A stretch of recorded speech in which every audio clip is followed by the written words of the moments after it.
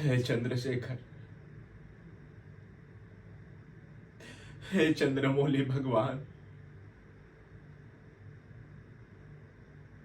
मेरी रक्षा करो,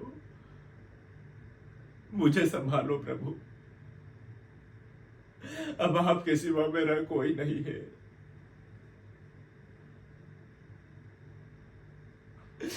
हे चंद्रशेखर, जिनकी जटाएं पावन गंगा की शीतल लहरों से धुलकर चमक रही है,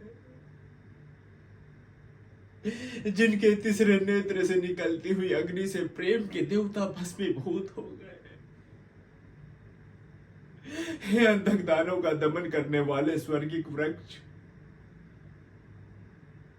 सब विपदाओं का निवारण करने वाले चंद्रशेखर भगवान, जब आप मेरे शरण दाता हो तो मृत्यु के देवता मेरा क्या अनिष्ट कर सकते हैं प्रभु। मृत्यु से भयभीत मृगंदु के पुत्र ने आपकी प्रशंसा की गीत गाए। हे भक्तों के प्रिय, हे अक्षय धन के धनी, अंबर ही जिसका वस्त्र है, जीवन शक्ति से परिपूर्ण, सब धन के प्रतीक, हे चंद्रशेखर, जब आप मेरे शरण दाता हो तो मृत्यु के देवता मेरा क्या अनिष्ट कर सकते हैं। मेरी रक्षा करे प्रभु, मेरी रक्षा करे। ओ मेरे प्यारे भक्त, जब भी मेरा कोई भक्त मुझे पुकारता है,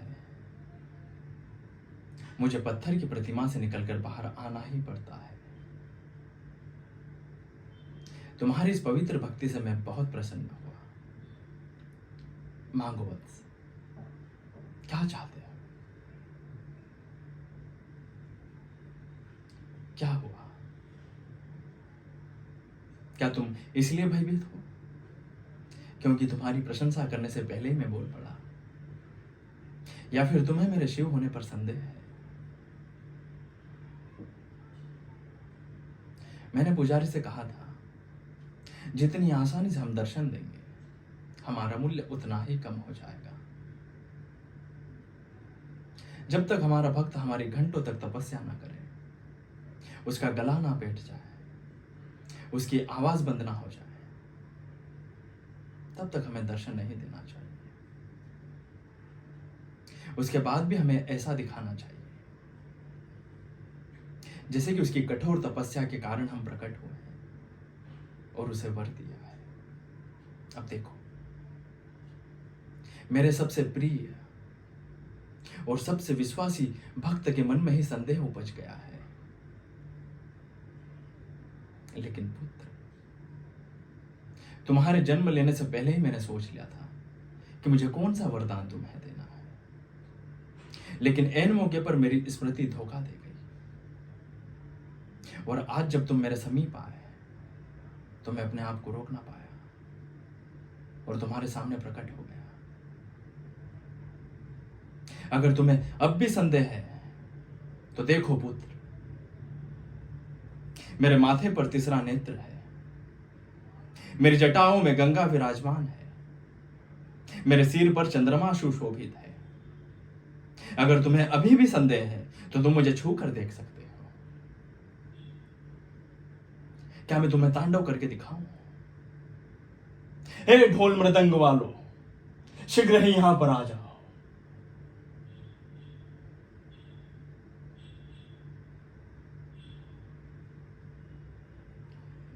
लेकिन वत्स, ये भूमि थोड़ी उबड़ खाबड़ है, यहां पर तांडव करना थोड़ा मुश्किल होगा और आजकल ढोल मृदंग वालों को ताल का ज्ञान भी नहीं। मां, तुम्हें तो अभिनय करना भी नहीं आता, तुम फिर मेरे पीछे आ गई।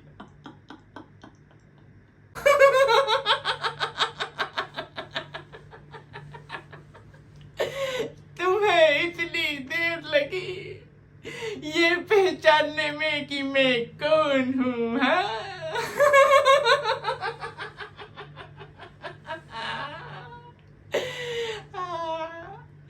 हालांकि मेरा अभिनय शुरू से ही बहुत खराब था, लेकिन बेटा तुम भी बहुत बेकार दर्शक हो जो कि मुझे पहचान नहीं पाए।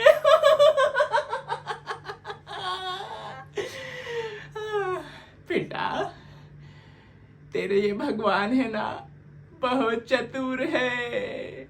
हाँ, ये मौसम की तरह अपना रंग बदलते हैं, पहाड़ की सुंदर चोटी पर अपना मंदिर बनवाते हैं, क्षितिज के उस पार से बिजली भिजवाते हैं, और जब आदमी उस बिजली को अचंभे से ताकता है तो कहते हैं मैं ही वो बिजली हूं। जबकि स्मृति और विस्मृति के इस खेल में आदमी भूल जाता है, लेकिन भगवान को याद रहता है कि इस बिजली में विद्युत से चमक आदमी भरता है। और ना जाने कितने रूपों के देवता होते हैं, 1-2 रूपों के देवता नहीं होते, शायद 36 करोड़ या उससे भी ज्यादा। मिट्टी के देवता, पत्थर के देवता, कलात्मक देवता, फलाना देवता, ढिमाका देवता, बहुत सारे सिरों वाले देवता, बहुत सारी आंखों वाले देवता, और ये सारे देवता तुम्हें डर के बोझ तले दबाते हैं और फिर वचन देते हैं तुम्हारी रक्षा करने का, और ये सिद्ध करते हैं कि आदमी की मानसिकता कितनी कमजोर है।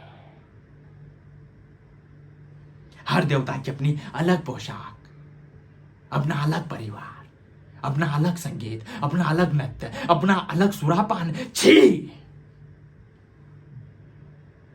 इन नकली देवताओं की स्थापना करके तुमने इस संसार को गंदी नाली बना दिया है बेटा।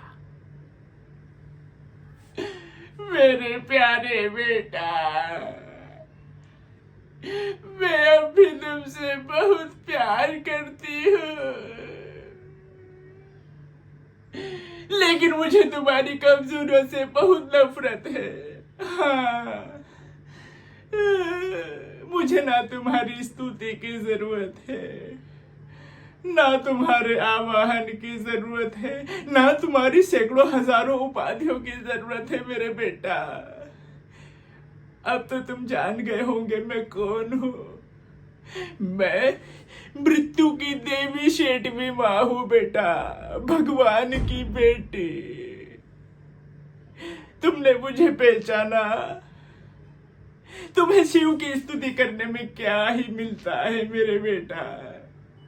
हाँ, अच्छा मान लिया, लेकिन शिव की स्तुति में तुम क्या कहोगे? यही जो निशाचर है, जिनके तीसरे नेत्र में अग्नि है, जो शमशान में रहते हैं, मुर्दों का मांस खाते हैं, भस्म लगाते हैं।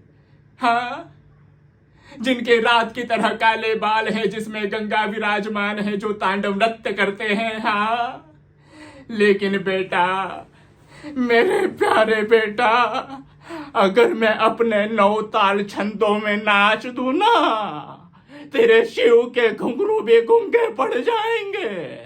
बोल, नाच के दिखाऊं तुझे, देखेगा मेरा नृत्य? हाँ।